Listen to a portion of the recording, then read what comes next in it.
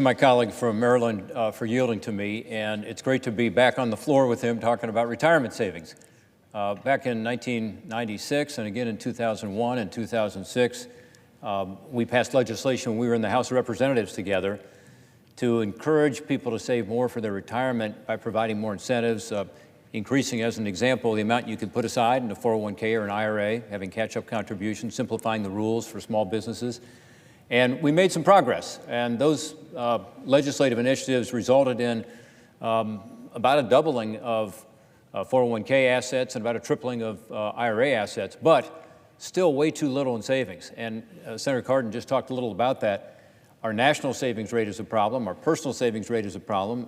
Our economy would be even stronger if we had more savings. But the real problem is that people just aren't saving enough for their retirement. Social Security is an absolutely essential safety net. Everybody wants to be sure it's going to be there into the future. But it's tough to live on your Social Security benefit alone. So people need that private retirement savings. And we want to encourage people to save more for their own retirement. What is more important than peace of mind in retirement? To know that you've got the ability to take care of your needs. Maybe it's long-term care needs, maybe it's some health care needs, maybe it's just being able to have a comfortable retirement. And so this is something that we're focusing on again. Now, the Senate did pass recently legislation that helps. It's called the RISA legislation. We both support that strongly. But our legislation builds on that and expands it pretty substantially. And Senator Cardin just talked a little about it, but it is legislation that we spent 18 months developing. We heard from stakeholders all over the country. There's a reason that a lot of people are supporting this legislation, including the AARP, including the Chamber of Commerce, including a lot of people who are in the retirement business, the American Benefits Council, others, because we took our time and went to them and said, hey, what do people really need right now to expand their choices in retirement to be able to save more? And we came up with 4 or 5 different challenges in our current retirement system and then specific proposals to address those.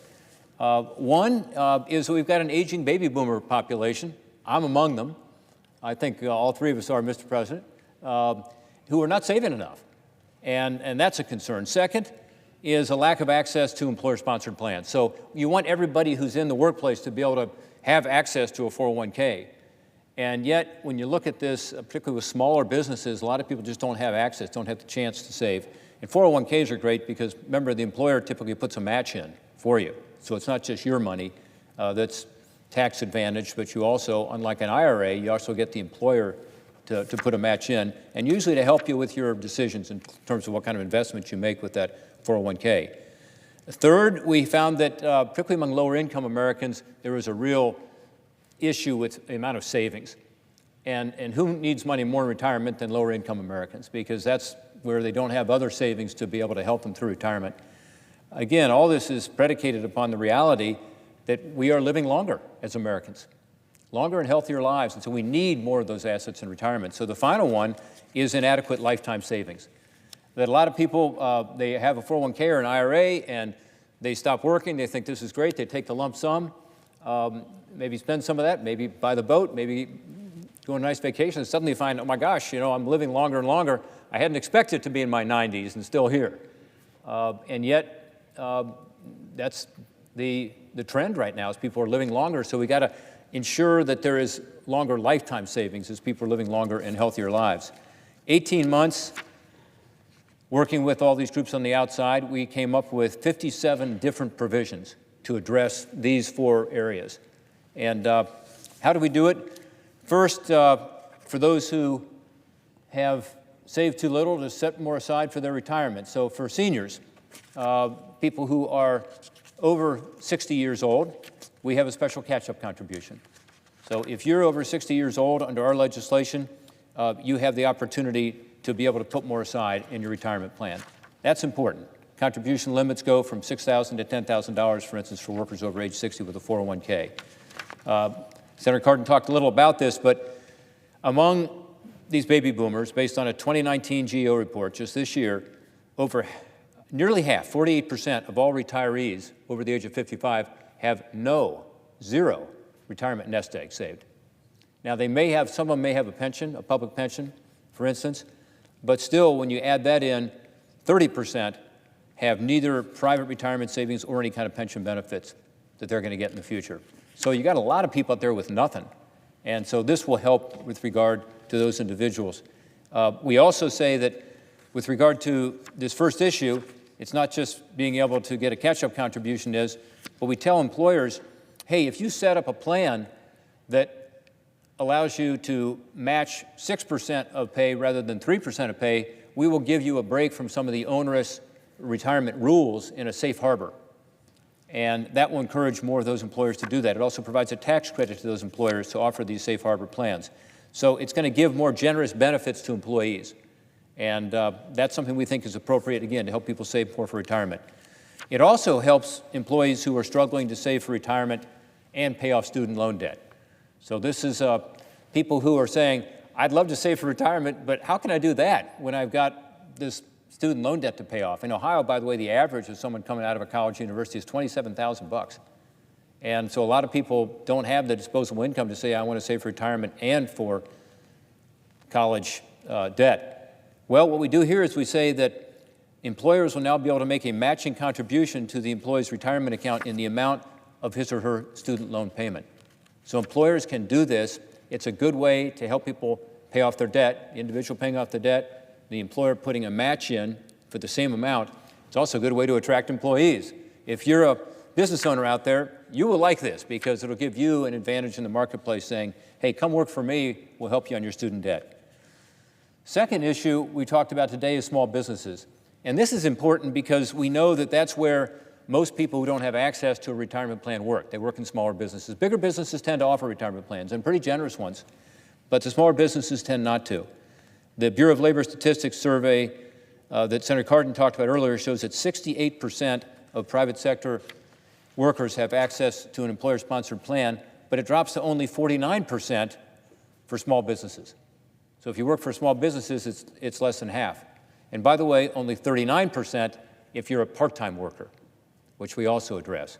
So the bill takes a number of important steps to help small businesses offer 401ks and other retirement plans for their workers. It increases the current law tax credit that's already out there, but it improves it and increases it for small businesses for starting a new retirement plan from $500 to as much as $5,000. It simplifies the top-heavy rules for small business plans to reduce the cost of enrolling new employees. And it establishes a new 3-year, $500 per year tax credit for small businesses that automatically re-enroll all the participants in the plan at least once every 3 years. This is one of the issues out there. If you don't do auto-enrollment, in other words, an opt-in, unless you opt out, you're not going to get the participation rate we want. This is legislation, by the way, Senator Cardin and I promoted back in the 2006 legislation, which said to employers, hey, you can do an auto-enrollment. And the participation rate went from 75% to about 95% if there's auto-enrollment, particularly for younger people. If you're just told, hey, unless you do something, you're going to automatically be enrolled in this 401k, that really encourages them to get into retirement savings. So all of that's to help these small businesses. We think it's going to make a big difference. Third, one of the big problems we face is that plan participation rates for low-income workers, again, are well below what they are for others. So this says expand access to retirement savings plans for hardworking, lower-income Americans. The way we do that, and Senator Cardin is the expert on this, but is to ensure that those people who are low income have the ability to get into a retirement plan with a match.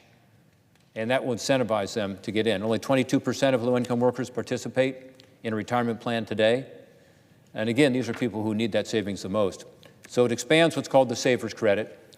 It expands the income thresholds to give more Americans access to increased credit amounts. It increases the government match for low-income savers with a Savers Credit. And by the way, the Savers Credit goes directly into the retirement account.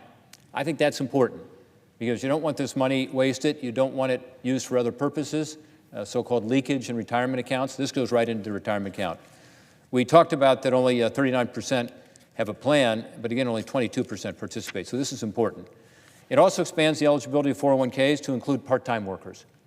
Now, this is very important to the AARP and others out there who are looking at these part-time numbers and saying, oh my gosh, 22% participate, that's it.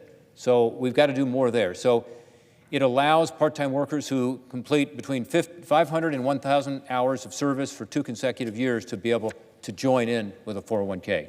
These provisions are all designed, again, to help particularly low-income Americans be able to start building that nest egg for retirement. Finally, a significant challenge we face, again, as I said earlier, is this lack of lifetime savings. So our bill provides more certainty and flexibility during Americans' retirement years. A study by Northwest Mutual last year found that 66% of Americans believe they'll outlive their retirement savings.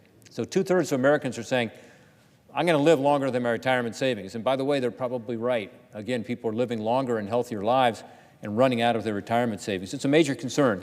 So we have a number of initiatives to try to provide more certainty and flexibility to seniors in their retirement years. Specifically, the bill increases the age for the required minimum distribution from age 70 and a half, which it is now, to 72 and to 75. So it takes it up to 75 years old. Now, why is that important? For those of you who are not in retirement, you may not know that there is a rule that says you've got to start taking your money out of retirement at 70 and a half. Now, if you're like my father, who was working full-time at 70 and a half, it was a head-scratcher. It was like, why should I take my money out of my 401k when I'm still working? I ran into a guy like that last week in Ohio, last weekend, who said the same thing. This makes no sense. So what we've said is, okay, we're going to kick it up to 75 years old, but also, if you have less than $100,000 in your retirement account, you're not subject to the minimum required distribution rules at all. Now, this is a great relief to a lot of seniors who are trying to save that money for retirement, don't want to pull it out, because although they may work till 75, they still know they're going to maybe have another 20 years to live, and they want to be sure that they have that retirement savings in there. So I am really excited about all these provisions. This last one, again, I'm hearing a lot from. Here's Tom Kermode from Jogga County, Ohio. He wrote and said, quote, relief from required distributions would be very helpful. It affords me and other senior taxpayers the freedom to save to help fund my retirement years. Why should I be forced to deplete my retirement account at 70 and a half instead of remaining financially independent? You're darn right, Tom. Thanks for your letter.